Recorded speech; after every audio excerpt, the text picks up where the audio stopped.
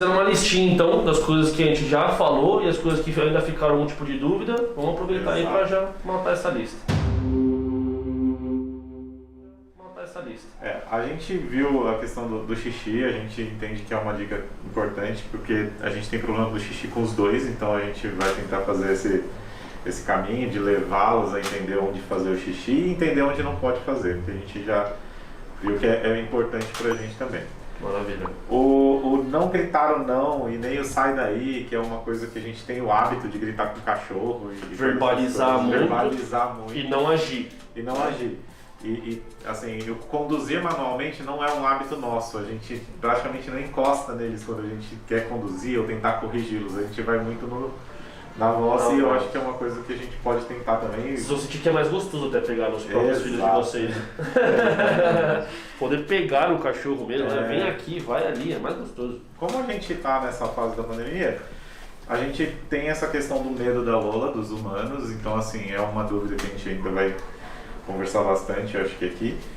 Mas a gente precisa realmente trazer mais gente aqui para casa, para ela conhecer e começar a ter mais contato.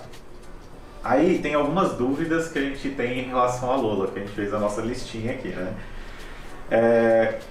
Agora que ela já pode sair na rua, qual que é o melhor caminho de interação dela com humanos e com outros cachorros, né? Uma das coisas que a gente não quer que ela faça é pular nas pessoas. Então assim, como é que a gente faz para ela não pular nessas pessoas?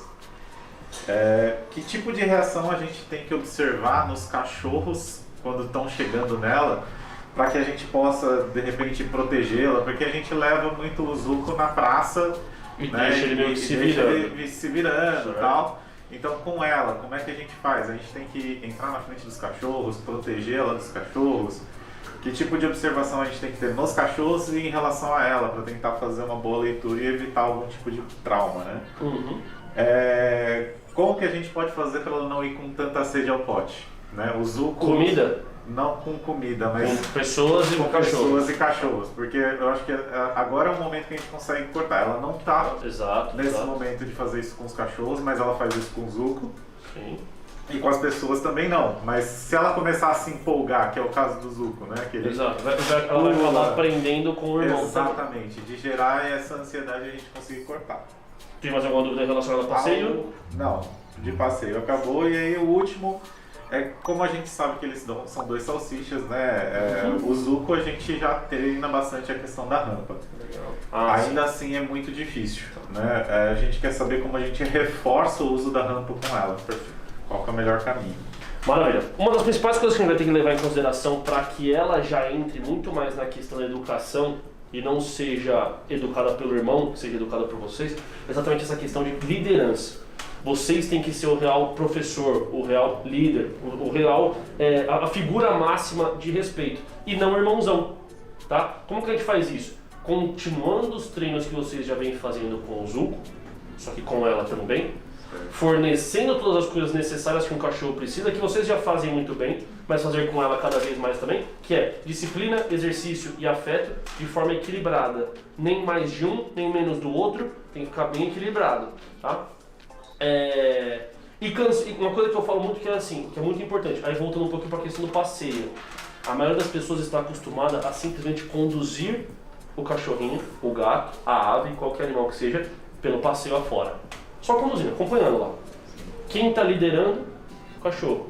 Tá? Por mais que vocês falam para mim assim, não, ele passeia do meu lado, bonitinho. Mas é ele que toma a decisão se ele vai querer partir para cima, se ele vai querer esperar, se ele vai só observar ou se ele vai latir, não é? Então é importante a gente também conseguir liderar cada vez mais o passeio.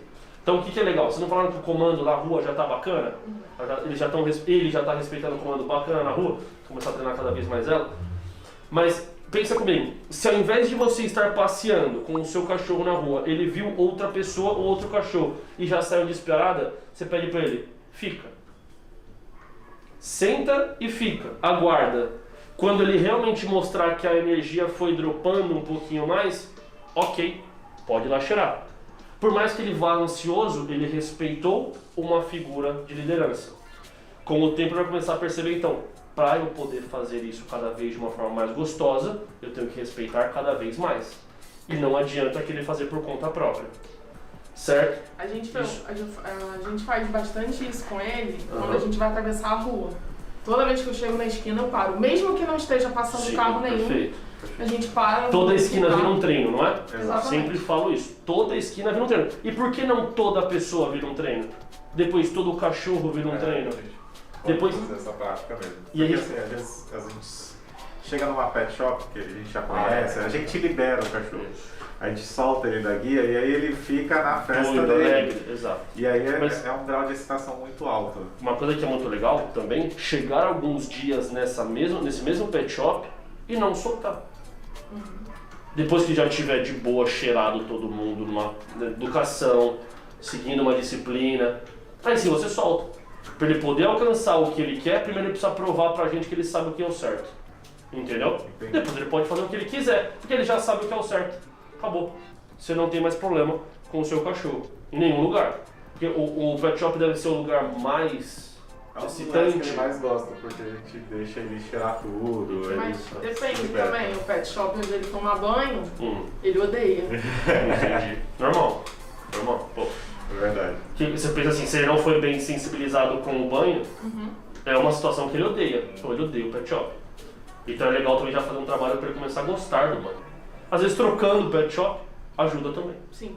Tá? É, Se a pessoa- o lugar onde ele toma banho hoje, a gente já tem certeza que é um lugar que trata ele bem melhor durante o banho. Tá, tá. Show. Que não usa focinheira pra Já cortar alivia. unha e tal, essas Já coisas alivia, assim.